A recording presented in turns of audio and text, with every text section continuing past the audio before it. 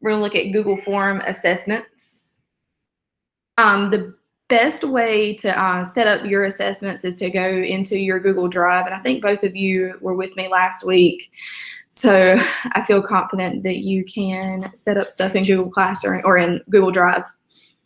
So what I'm gonna do is I'm actually gonna use the stuff that we used last week as far as the content to set up a Google Form assessment. So to set up just like a simple one to start with. So I'm gonna go into that same folder that I had open last week. Am I unmuted now? I don't even, yeah, okay.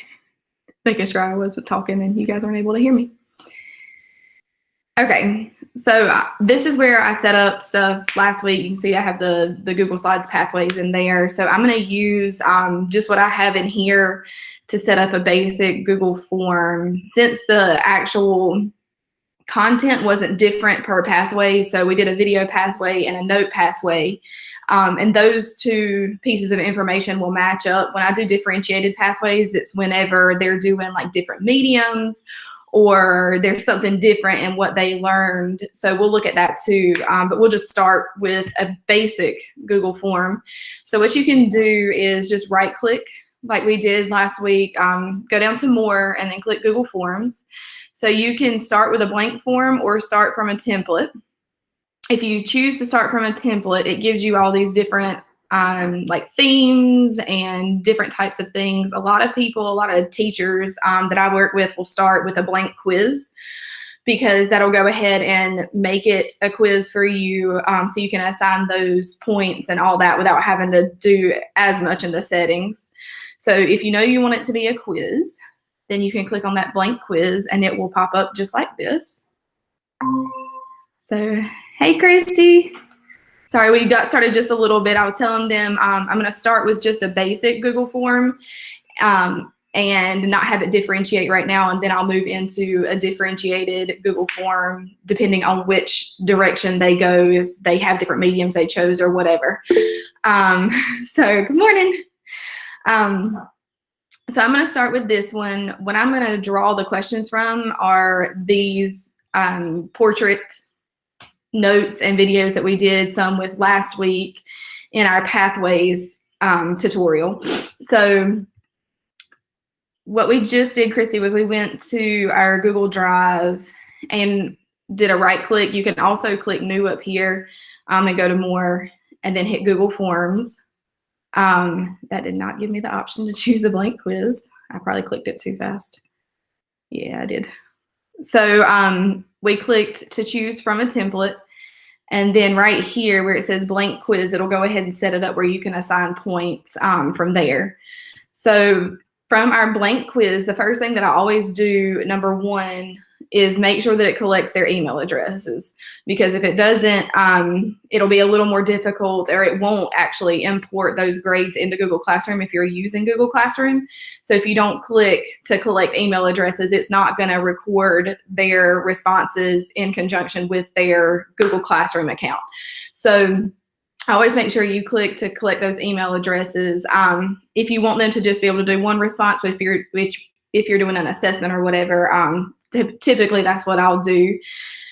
Just depending on what it is. Sometimes they do critiques or whatever through Google Forms for me. So sometimes I'll let them edit after submit. It just depends. Response receipts, that'll ask them if they want it, or you can have it just automatically send them their responses. For assessments, I don't typically do that, but maybe if they're doing like a group project or something where they're responding in a Google form, then I'll let them get all that stuff that way.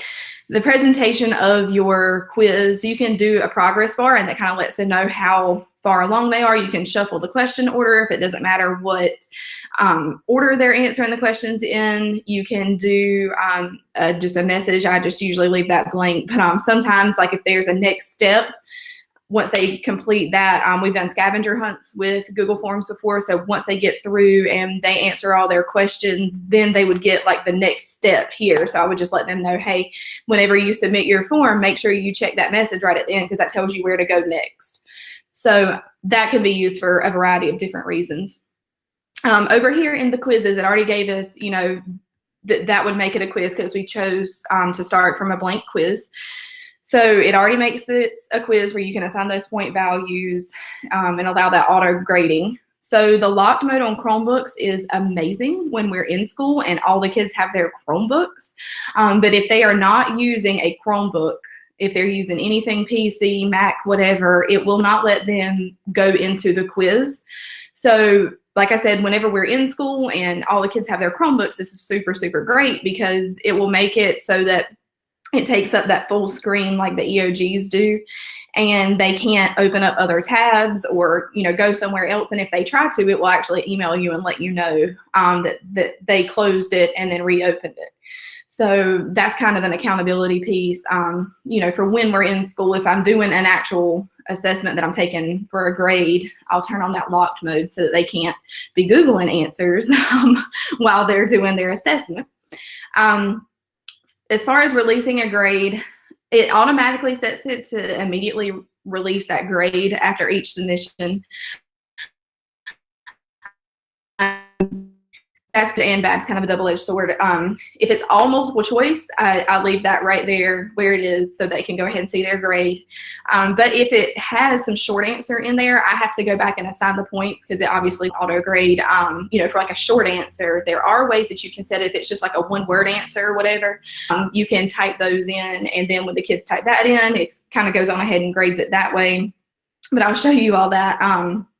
But if there's some short answer questions, I usually have it do the release of score. Like I have to do it. They can't go in and do it themselves or anything. So down here you can let them see their missed questions, correct answers, and point values. I usually don't let them see the correct answers because, you know, I don't want them sharing answers whenever they miss questions. I don't want them going and telling their friend beside them, you know, like, hey, these are the right answers. So I usually uncheck that. But like I said, it just kind of depends. And as you get into it and as you start creating different types of assessments, you'll find out what works for you, what doesn't. So it'll all be up to you and what you want to, what information you want them to have and how you want them to kind of navigate this. So, but definitely making this a quiz if you want it to self-grade, for sure. So I'm going to go ahead and click save. So I would put the title of my quiz up here. So I'm just going to put portraits quiz. And then first question is always name. Make it required because that makes them like they can't submit the quiz if they haven't answered all the required questions. So a lot of my questions a lot of times are required, you know, just because that's where I'm pulling the bulk of their grade or whatever. But also there's sometimes like some optional questions. So you could leave that unmarked if you didn't necessarily need them to answer that question. So right here you see where it says answer key and 0 points. So obviously for their name, there's no answer key, there's no right or wrong answer, no points added for that. So I'm gonna leave that alone for now. Over here on the side is a whole list of options of things to add. So you can add a question, you can import questions. So a lot of times when I'm using like cross grade level portrait quizzes, but they're a little different from grade level to grade level, I can import some questions from previous forms that I've made. So if you click on import questions, you can see all the different assessments that I've made. So if I wanted to import some questions, let's say from like Unit 4, I could go in and import a whole section of questions or just a handful of questions, whatever it was that I needed to do. And when I did that, I'm just going to import one for now. Import that question, it goes on ahead and pulls it over and puts all the points and everything back in place like it was in that other quiz. But I'm going to take that out for now since we're not using that. You can add a title in here, which just kind of lets them know, like, this kind of like where you can put different instructions if you need to, or title different sections. So that's one thing you can do there. You can also add in images, which is really great. I do that a lot when they're critiquing artwork. So if I'm pulling, you know, something from the internet or, you know, pulling a professional artwork, I usually can click on image here. And then if I have things in my Google Drive, I can import them from there. If I have things just stored in photos, I can pull them from there. I can take a photo I can upload from my actual computer. So if I had a file on my computer that I wanted to upload over here, so let's say I wanted to upload this, I can just drag and drop it right in there and it'll upload it there. So you can also, oops, let me go back. You can also do a Google image search. So let's say I wanted Starry Night. I could click that and import Starry Night from there. It'll give you all those Google approved, pictures that you can use on your, for your personal stuff. So lots of different options to upload pictures there. You can also add in videos. It comes directly from YouTube. We have not had any issues as far as in the Google form importing from YouTube. I said last week that YouTube sometimes was hit or miss in like our Google Slides or in our Pathways, in Google Classroom. Sometimes it's kind of hit or miss, but I've never had an issue with it in Google Form. I have no idea what the difference is, or what is going on with our restrictions as far as our county, but I have not yet had an issue with it in Google Forms. So you could put your URL or you could search here and import a video that way if you wanted them to watch a video and answer questions. So those are kind of the biggest pieces there. Another thing you can do is add a section. So what would happen with that is if I added a section that was just for them to answer questions about eyes. So whenever they actually go to look at that quiz, the first thing they're going to see is their name. And then they're going to click next and it'll go to like a new screen for them to do eyes. And then I can add another section for like face proportions and then another section for hair. So that's probably how I would set it up, just so it's not so overwhelming when they click into it. They can see that there's a certain amount of sections. They can kind of see their progress bar to see how far they're moving through. But I typically break it up into sections so it's not so many questions on one page at a time. So what I'm going to do is actually add 2 more sections. So let's say I wanted my next section to be face proportions. And then I want my last section to be hair, because with that unit that I set up last week, the 3 big things were the face proportions, hair, and then how to draw eyes. So those are the 3 sections that I'm going to have. So what I would do is come in here and in face proportions, now I can start adding questions. So I'm going to just click add question. And let's say I want it to be multiple choice. So I'm going to say, I'll use the same question I had last week. So where should the eyeline go on the head? And I would put maybe like halfway between the mouth line and the top of the head.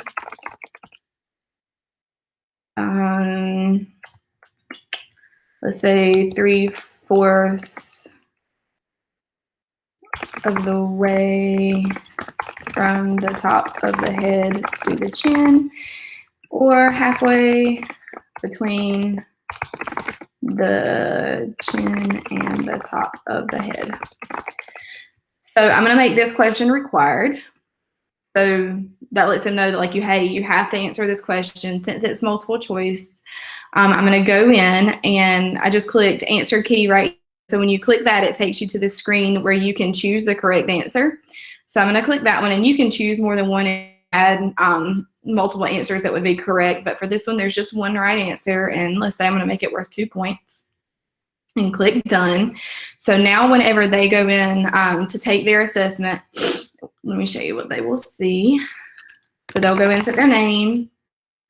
They'll click next, and now they'll see this question pop up, and they'll answer that question and hit next, and it would take them to their next section, which is eyes. So I'm going to go back to edit. Yes, I don't care if you erase my answers. So then they're going to this eye section where I can add a question in here about eyes. And then again, down here for hair, I can go in and add a question here. So that's just kind of the basics on how to set up as far as multiple choice goes.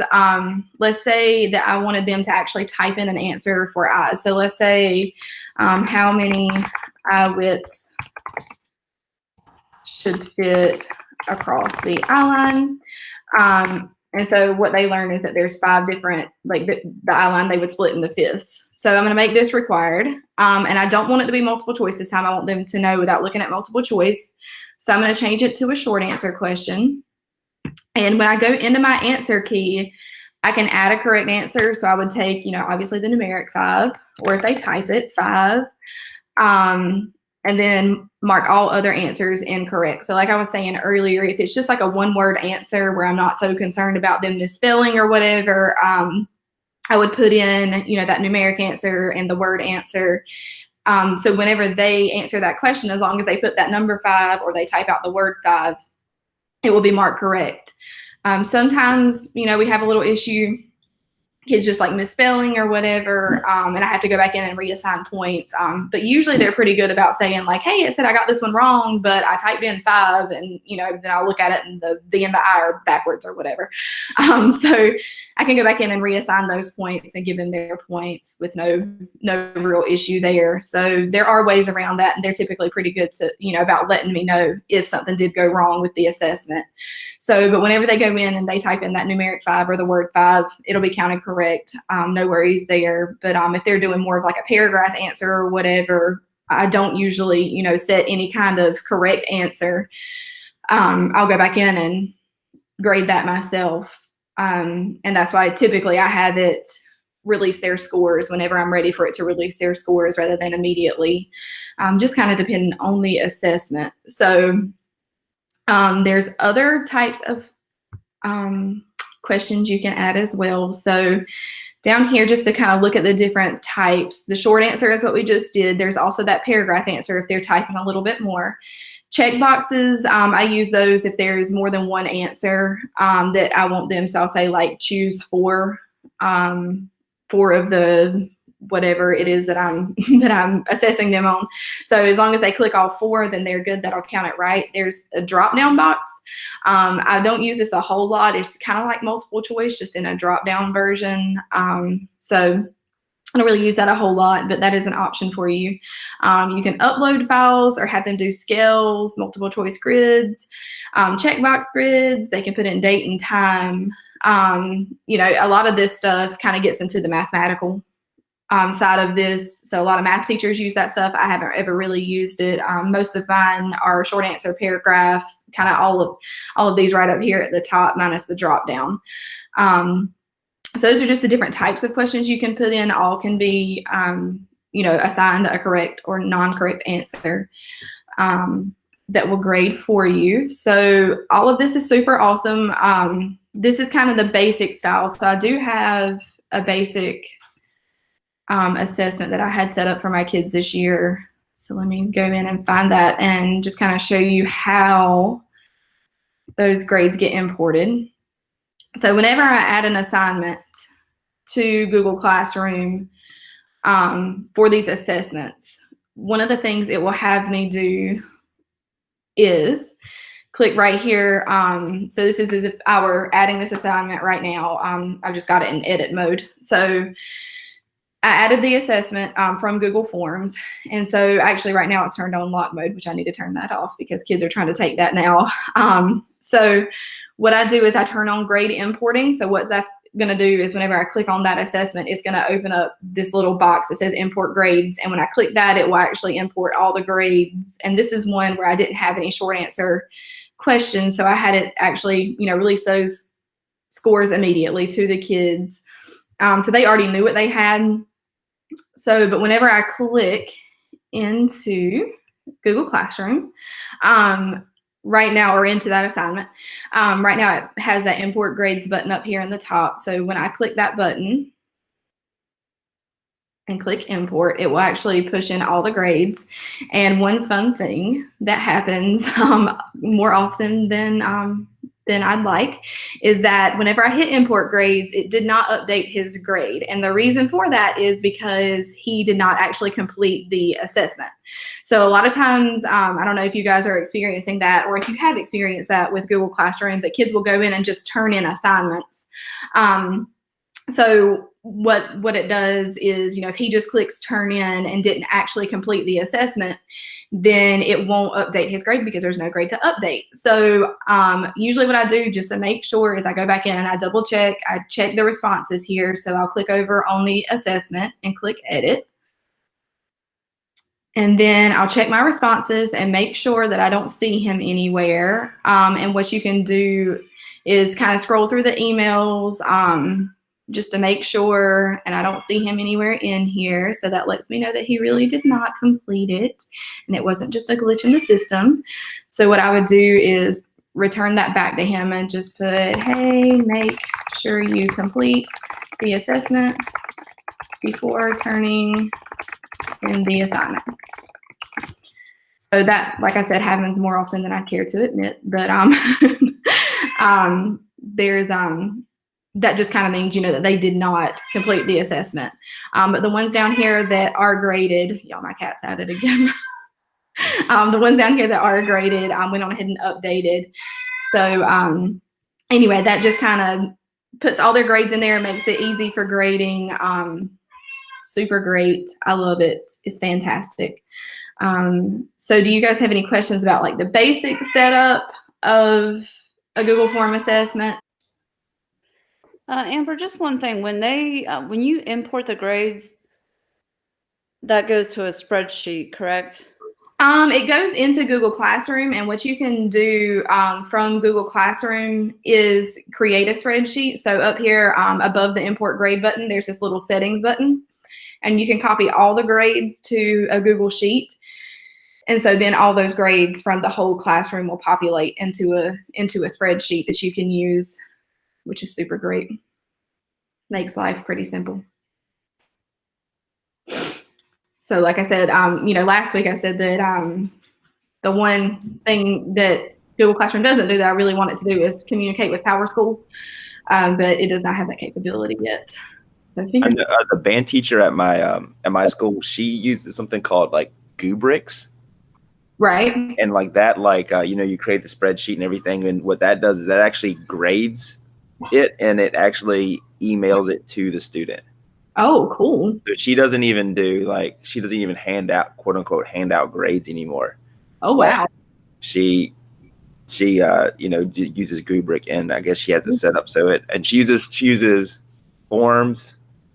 She has to use forms and spreadsheets and Gubrix. So but the way she has it, it actually it automatically grades it and sends it to the student. Wow, that's pretty cool. I have to check that out. I don't know about Gubrix. I'll have to check that out though. That's cool. Thanks for sharing that. No problem. Always. And that's something that I've intended to use too, but I haven't set it up yet. Gotcha. Very cool. I like it. Okay. So looking at, this basic Google form, this is great. If you're doing straightforward, kind of like this unit is, and I have some units that are very straightforward like this, especially when they're acquiring specific skills. But usually as they move a little further into the class, and especially for my upper grade levels, 7th and 8th grade see a whole lot of this. They have these differentiated assessments. And there are all kinds of ways to send them through Google Forms. Different responses can send them to different places. Some of my teammates use it as like a gamification thing. And it's almost like they're on a different quest or whatever. I don't know if y'all remember those books from like way back in the day where you would flip through and, you would make a choice and it would send you to a different part of the book, depending on what your choice was. So it's kind of that same idea. But what I use it for, the differentiated piece, most of the time, is for when they have different choices in mediums, especially because you guys know our standards kind of lend themselves not just to specific mediums. So there's lots of things that they can do, lots of mediums they could use to kind of conquer our standards. So for this particular pathway that I did right when we realized we were not going to be in school for the rest, or at that point we weren't really sure. We knew that we had 2 weeks where we would be gone. So I set it up so that they could choose whatever medium it was that they might be able to get their hands on at home. So this particular pathway, they could choose graphite, watercolor, painting with coffee, or digital art. So I knew at least they would be able to have a choice between graphite and digital, because most kids, you know, have a pencil. But then also all of our kids I knew had their Chromebooks. So I put that digital art option in there for them. So then, you know, then the question came, you know, well, how are they going to do their assessment if they are all choosing from different mediums? And so they're all watching different videos, all learning a different skill. You know, there's no one set of questions that works for this pathway or for this unit. So what I did for their assessment was went in and they started out, this is kind of what they see. I'll kind of let you see what it looks like, and then I'll show you how I set it up. So again, their email addresses are being collected. They would put in their name, and let's say they chose the coffee paint option. So they would click next, and it would take them straight to the coffee paint section where they would answer those questions. And then once they were done with that, they would submit their assessment. Actually, this one had a health piece on it too, so they would be sent to the health section. So all pathways sent them to the health section and then to submit their assessment. So they would go through and answer these, answer their health questions, and then be done with the assessment. But let's say, you know, they chose watercolor instead of coffee paint. They would click next, and it would take them to that watercolor section, then to the health section, then to the end where they could submit. So this kind of sent them through, depending on which pathway they chose, which medium they chose. So kind of what that looks like. It looks like chaos when you actually go into the assessment. It looks really long and grueling, but it's not for them. Maybe a little long and grueling to set up sometimes, depending on how many questions you have. So one thing that is kind of not as good about doing it this way, actually, let me go to the post-assessment, because I learned through the process of this one way not to do this. So I'm going to share that with you. So what I did initially, actually, let me open that one back up so I can show you the difference between the pre-assessment and the post-assessment. My pre-assessments and post-assessments are exactly the same, but the post-assessments have an exit ticket at the end of it. So not what I wanted. Sorry, y'all. So I'm going to click the edit button on both of these so I can kind of different. So this is the pre-assessment. If you see up here in the top corner, it says that the total points are 44. Not actually answer enough questions to get 44 points, because what was happening was whenever they chose their medium, it would go in and like this question was worth 4 points because, you know, they would answer those 4. So each of the sections and each of the questions had an assignment of points to them.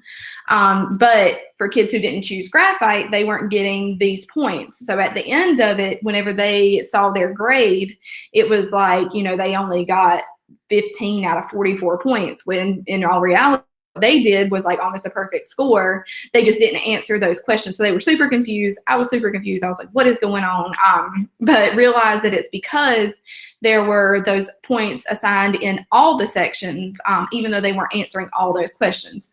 So what would be nice is if Google Forms kind of took those other points out and just gave them what they needed, but it doesn't. It makes it look like they got a really, really bad score when they didn't. So one way I got around that, so I left my pre-assessment alone because they know that their pre-assessment is not for an actual grade anyway, right? It's just to show that growth from one to the next. So what I did for the post-assessment is now you can see that there's only 23 points, which was more accurate to what they were actually doing. So what I did to kind of combat that was I made each of the sections, so the graphite, coffee paint, watercolor, and digital, each of them had a possible 7 points. So this was, they get 4 points for this, and then 5, 6, 7. So all of these were only 1 point. So that section total was worth 7 points, even though each of the questions didn't actually assign them points. It would let me know whether or not they got it right, but it didn't actually assign points to them. So since each section, I made it worth 7 points. Then what I did was up here on this multiple choice question where they actually went to the different sections, I made that question worth 7 points. so that I could go back in and assign those however many points they got for their actual section that they answered questions in. So did that make sense? I know that was a lot of like around. Just let me know if I'm not making sense. It's really hard to like gauge people's understanding of what I'm talking about online. So I made each section, worth those 7 points. And then what I did whenever I went back in and graded was when I clicked on their individual responses. So this kid, he did coffee paint. So I would skip graphite section, skip the watercolor, and I got down to coffee paint. And so it tells me I can just see really easily what answers they got correct and what answers they didn't, even though they're not being assigned points here. So they get 1, 2, 3, and 4 here. So what I did was I went back up to that question where they chose which pathway they were on.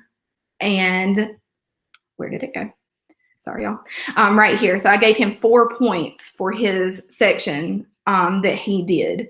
So, and the rest of those points, getting up to that 23, came from their health section. So when they got down here, I left their points alone there because that was just a one pathway kind of thing. So that gave them their points for that. And then they had their exit ticket, which is not worth any points to them. So that was just kind of one way around that crazy grading, and them thinking that they had done really, really horribly when, in all reality, they probably did not. So, at the end of this one, he got 15 out of 23. So that was just kind of one way around that.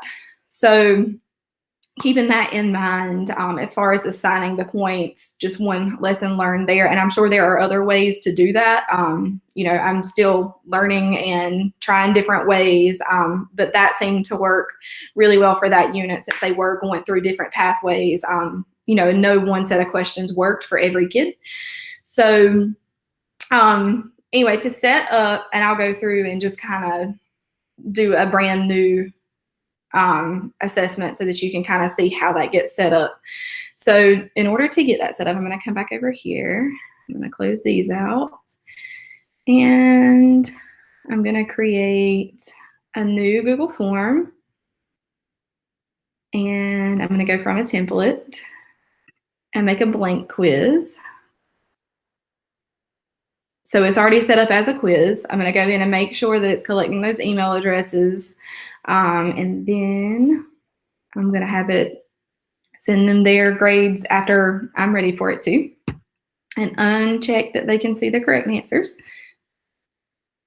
So again, always name first, and make this a portraits quiz too. So let's say usually for 7th and 8th grade, they get to choose if they really want to get in depth with how to draw hair, or if they really want to get in depth with how to draw eyes. So I'm going to set up 2 different sections if they had chosen hair or if they had chosen eyes. So I'm going to add okay. Another good thing about this is it put that question up above the name, and I don't want that question above the name. So if you click right here, you can actually drag it down if it will let me, or if it's going to be aggravating. Sometimes it wants to be aggravating, so I'm just going to drag name up instead. So here's my question. I'm going to make it required, and I'm going to put, did you choose eyes or hair? So add an option for eyes, add an option for hair. And then I'm going to kind of decide, okay, how many points do I want each section to be worth? I'm going to make it the same amount for each section, and let's just say I want it to be worth, I don't know, I'm going to put 10 questions in there or whatever. So I'm going to make it worth 10 points. And click done. So this is where I'll go back and assign those points depending on how many points they earn in their section. So that's just one of those pieces that I'll have to go back when you differentiate them. Sometimes, more often than not, you have to go back in and do a little manual grading rather than those straightforward assessments, which will just grade and be beautiful and just import straight into Google Classroom. So what I'm going to do from here to make it so that it sends them to different sections is I'm going to click on these 3 little buttons right here. And I'm going to click on go to section based on answer. So when I click that, it's going to pop up with these 2 little options. Right now, I don't have any other sections available to them. So I'm going to have to go in and add a section for eyes. And this would be where I would put my questions for eyes. And then this thing is showing me stuff I don't need. Okay, and then I would click on add a section and add a section for hair. So now what's going to happen is whenever they click on eyes, I'm going to have it send them to the eyes section. So it says go to section 2, eyes. But if they choose hair, I can have them skip the eyes and go straight to hair. And then I'll add in my questions there, my 10 questions, whatever they are, my 10 points, however I want them to earn those. And then what will happen at the end of eyes, right now it says that it's going to continue to the next section, but if they chose eyes, I don't want them to go to the next section, which is hair. So I'm going to actually change that to submit form. So after they're done with their eyes, answering those questions, I want them to be done with that assessment. And so I can just send them straight to submit the form. And at the end, your last section will always just have them submit the form. So I don't have to do anything down there. It doesn't even give me an option to do that. So that's how you send them to different sections based on their answers and kind of how to differentiate their pathway through Google Forms. There's a whole lot of ways to do this. You know, my suggestion is to get in there and just try to make one. And then I had a lot of trial and error when I started setting up differentiated assessments, a lot of lessons learned through this. And one way to make sure that like you've set it up correctly and all that is to preview it. So when you see this little eye up here, you click that and you can preview it, and then you can actually fill it out as one of your kids. So usually what I do if I make a brand new one is I just make sure, like I'll go through, click eyes, make sure that all those questions pop up like I want them, and then make sure that they have that option to submit, because I don't want it to send them to hair. And then make sure that whenever I click hair, it doesn't try to send me back to eyes. So again, you know, once I hit hair, it gave me that submit option. So they would answer all those questions, hit submit, and be done with the assessment from there. Like I said, there's lots of different ways. So with this one that I did before, you know, it would take them to their section based off their answer here, where they chose graphite, coffee, watercolor, or digital. So at the end of the graphite section, I made sure that it sent them to that health piece next, because they all had that health piece that they had to do in this unit. So made sure it sent them to that. Same for after the digital art. I didn't want them to do any of the other art pieces. They went to that health piece. Same for the coffee here. And then for the watercolor, same for that. So then they would do their health piece. It would send them to the next section, which was their exit ticket. And then after that, they would submit and be done. So like I said, whenever you look at it from your side, it looks like a whole lot, but they're not seeing all those things that you're seeing on your side, you know, if you're sending them to different sections and all that. So lots of fun ways to do it. There's also ways to set it up as like an escape room, where they have to have correct answers to move on to the next piece. We've done a lot of escape rooms that way. So you would turn on like a data validation, response validation here. So they would have to go in and make sure that they select all the correct ones before they can move on to the next question. So like I said, these Google Forms do so many things. It's just kind of dependent on what you want them to do, how you want to use them. I use them as critique forms as well. They go through and they do the 4-step critiques and respond either to somebody else's artwork or to an artwork that I import into the form. It just kind of depends on what we're doing. So a whole lot of information about Google Forms. I don't want to overwhelm you too much. So does anybody have questions about Google Forms at all?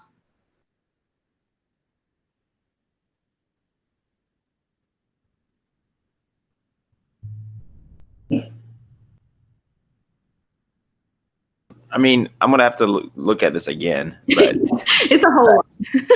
It tracks so far, yeah. Yeah. But yeah, if you have any questions right now, just let me know.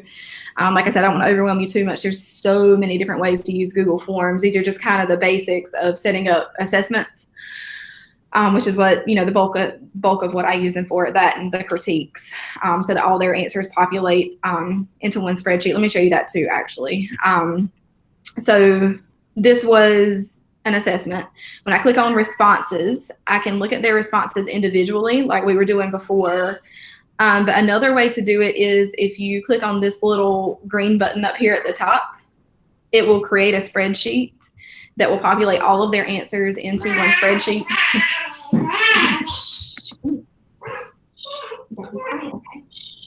Sorry, her hair's a mess. So it will actually go in and populate their scores and all of their answers and kind of let you know what they got right and wrong. Where you see the blanks are, where they just didn't answer those questions because that was the graphite section. So it goes to whatever, they did. So it timestamps it, which is nice because a lot of times, I tell them for their assessments when we're at school is the rule usually is that they can't complete their assessments at home. One, because they're in locked mode and they don't have Chromebooks typically at home unless their parents have just bought them one. And then also, I don't want them having access to more than one thing when they're trying to do their assessments either. So I usually tell them, for this timestamp, like I tell them, it's timestamped, and if you're taking it outside of class time, then that's going to worry me a little bit, as far as you taking assessments at home. So kind of some good features in there as well. So, and you can also turn off your accepting responses. So if there's a window of time when they should be doing this and then you want to shut it down so they can't answer anymore, you can turn off your accepting responses. It doesn't delete the quiz. It just turns off that window, of them being able to answer. So lots of information. If you missed something last week and want to go back and see that, those are in there from last week. But this one will pop up here, and then we're doing the Google at 10, so in about 10 minutes. So if you are going to be there, then I'll see you there. But if you get into that, have questions, just let me know, email me. I don't mind setting up a time to meet you either. So just whatever works. Yes, it's Carson. So anyway, I'll upload that video there later today. But yeah, just let me know if you guys have any questions.